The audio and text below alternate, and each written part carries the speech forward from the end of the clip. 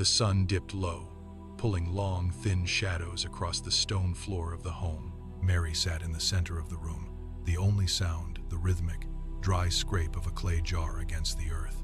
She reached out, her fingers brushing the stone, when the air itself seemed to fracture. A blinding, searing radiance erupted from nowhere, instantly bleaching the room white. It slammed into the corners, swallowing the shadows whole. Mary scrambled backward, her heels catching on the uneven floor, until her back hit the cold, unyielding stone of the wall. She pressed her palms against her chest, her breath catching in her throat.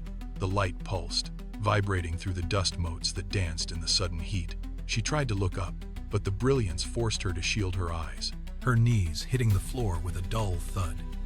She remained there, pinned by the intensity of the presence, while the room hummed with a sound like wind rushing through a narrow canyon. She reached out a hand, fingers trembling in the air, then pulled back, burying her face as the light intensified, burning into the very air she inhaled. The room felt heavy, charged, and entirely changed. The light vanished as abruptly as it had arrived, leaving the room in a ringing, heavy silence. Mary rose, her breath hitching, and pushed the wooden door open. She stepped into the heat of the village, her gaze fixed forward, bypassing the clamor of the market and the calls of neighbors. She walked until the dust of the village faded behind her, replaced by the jagged incline of the hill country. For days, she kept a steady, punishing pace. The soles of her sandals wore thin against the sharp, unyielding limestone. She climbed, her muscles aching, eyes scanning the horizon for the marker of the path. She reached the house of Elizabeth without stopping to rest. She did not knock. She pushed the heavy door open, the wood groaning against the frame.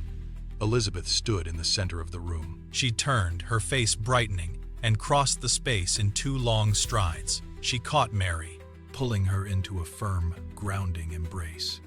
Mary leaned into her, her shoulders trembling as the weight of the promise finally settled between them. They stood in the quiet, the air thick with the reality of what was to come. No words were needed. The burden was no longer hers alone to carry. The sun hung like a copper weight in the sky, baking the dusty road to Bethlehem. Joseph walked beside the donkey, his hand pressed firmly against its flank to steady the animal's pace. Mary sat atop, her hands gripping the reins until her knuckles turned white, her gaze fixed on the looming city walls. They reached the gates as the light turned a bruised, deep purple. Joseph approached the first inn, his knock echoing against the heavy wood. A man peered out, shook his head once, and slammed the door shut. Joseph moved to the next, then another.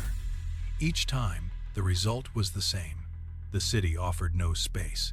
A man at the final gate gestured toward the dark, sloping hills outside the walls, his hand dismissing them into the shadows. Joseph turned the donkey away from the gates, leading it down the rocky path toward the hillside. He found a cave carved into the limestone. The air inside was thick with the scent of dry straw and animal musk. He stopped, cleared a space in the corner, and spread his own damp-worn cover over the hay. He lit a small oil lamp, the flame flickering against the uneven, sweating rock walls. The city was silent behind them. They were alone in the dark. The stillness of the cave was absolute, broken only by the sound of labored breathing and the distant shift of animals in the dark. Joseph moved with quiet urgency, adjusting the lamp to keep the flame from guttering against the draft. He worked in the corner, clearing the ground, his focus entirely on the space he had prepared. Then, the silence snapped. A sharp, clear cry pierced the damp air of the cave. It was thin, fragile, and utterly undeniable.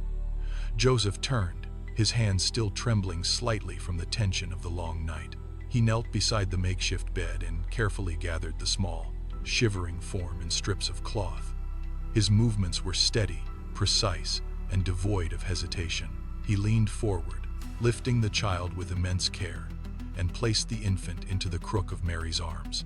She pulled the child close, her chest rising and falling in a rhythmic, shallow cadence.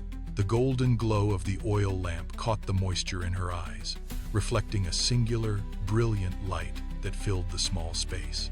She rocked back and forth, her gaze locked onto the child.